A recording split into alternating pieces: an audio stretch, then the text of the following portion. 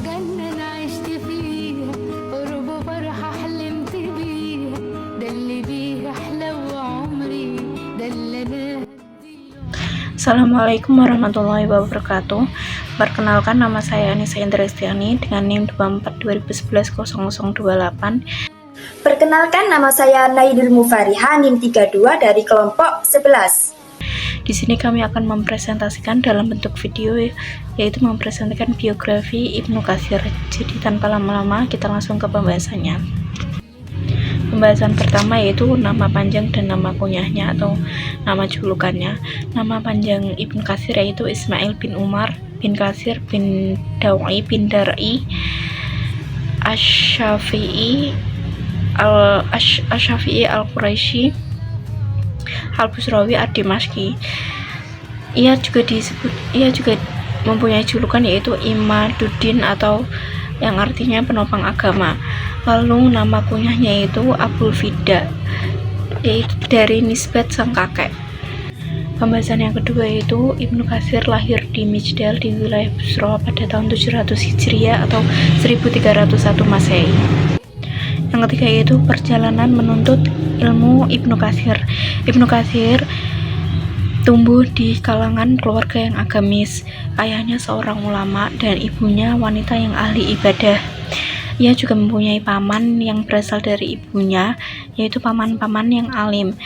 Awal mula belajar Ibnu Katsir yaitu dengan para pamannya yang alim itu. Ia sangat mendalami dan memahami ilmu pengetahuan yang diajarkan oleh pamannya. Setelah ia belajar banyak dari pamannya, ia melanjutkan belajarnya di kota Basrah di wilayah timur, yaitu mempelajari kitab fikih mazhab Syafi'i dengan gurunya yaitu Imam Nawawi. Imam Ibnu Katsir juga berguru kepada ulama-ulama ternama lainnya. Di antaranya ada Imam Al-Hafiz Abul Hajjaj Al-Mazzi, Imam Ibnu Taimiyah, Imam Najmuddin Al-Asqalani, Imam Abul Qasim Al-Azbari, Imam Syamsuddin An-Nabilusi, Imam Diyauddin An-Nahwi, Imam Bahauddin Ibnu Atsakir Ad-Dimashqi, dan ulama-ulama ternama lainnya pada masanya. Adapun murid dari beliau, yang pertama ada Syahabuddin Abul Abbas Ahmad bin Al-A'la Haji As-Sa'di. Yang kedua ada Al-Hafiz Syamsuddin Abul Khair Muhammad bin Muhammad Ibnul Jazari, seorang tokoh ulama ilmu qiraah pada zamannya. Yang ketiga ada Al-Allamah Sadaruddin Muhammad bin Alauddin Ali bin Muhammad Ibnu Abil Iz Al-Hanafi, penulis kitab Syarh Aqidah Tahawiyah. Adapun karya-karya dari beliau, yang pertama ada Tafsir Al-Qur'anil Azim, yang kedua Al-Ijtihad fi Thalabil Jihad, yang ketiga ada Ahkamut Tanbiyah, yang keempat Al-Ahkamus Surah fil Hadis, yang kelima Ihtisarul Ulumil Hadis, yang keenam Al-Bidayah wan Nihayah, yang ketujuh At-Taqmi fi Ma'rifatis Siqah, yang kedelapan Jami'ul Masanid, yang kesembilan Tabaqatul Syafi'iyah, dan yang terakhir Tabaqatul Ulama. Yang terakhir yaitu kita akan menjelaskan tentang resensi dari karyanya Ibnu Katsir. Nama bukunya yaitu Kitab Tafsir Terjemah Al-Bidayah wa An-Nihayah. Penulisnya Ibnu Katsir, penerbitnya Imam Kamil, tebal halaman 604 halaman, harga bukunya 165.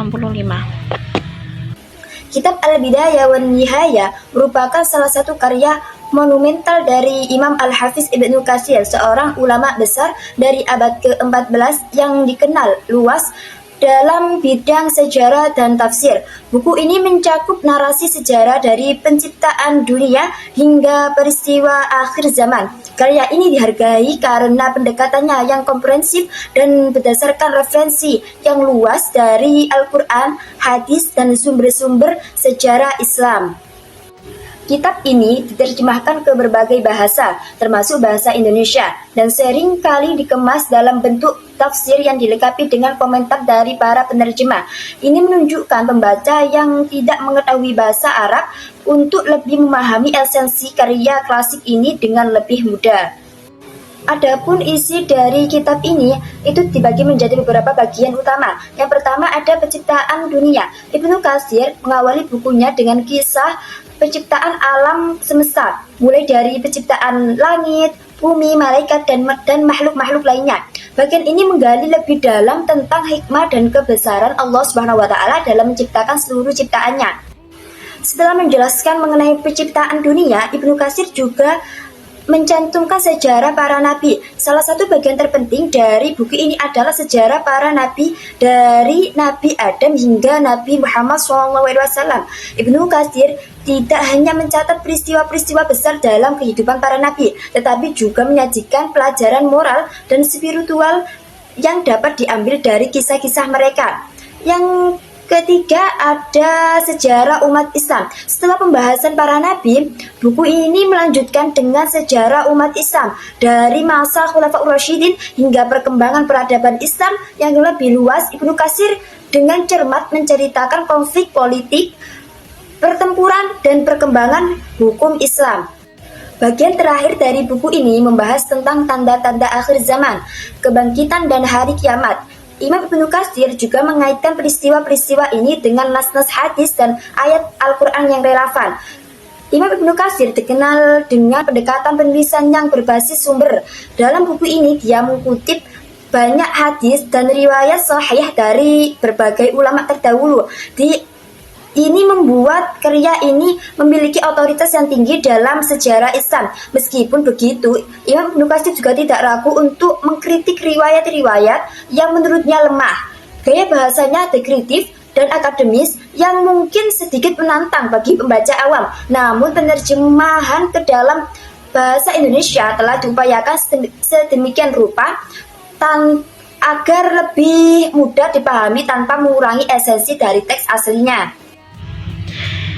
Kelebihan buku ini yaitu buku ini dianggap ensiklopedia sejarah Islam karena banyak merangkum kejadian-kejadian dan juga banyaknya hadis-hadis sahih dan juga pendapat ulama. Buku ini juga mencatat sejarah penting yang otentik. Untuk kekurangan buku ini yaitu buku ini sangat tebal dan kompleks, perlu ketelatenan dan juga perlu ketelatenan untuk membacanya karena meskipun sudah diterjemahkan, banyak kata-kata yang sulit untuk kita pahami dan harus membutuhkan arti yang lebih. Baik, sekian dari kami. Mohon maaf jika ada kesalahan. Wallahu muwaffiq ila aqwamit thoriq. Wassalamualaikum warahmatullahi wabarakatuh.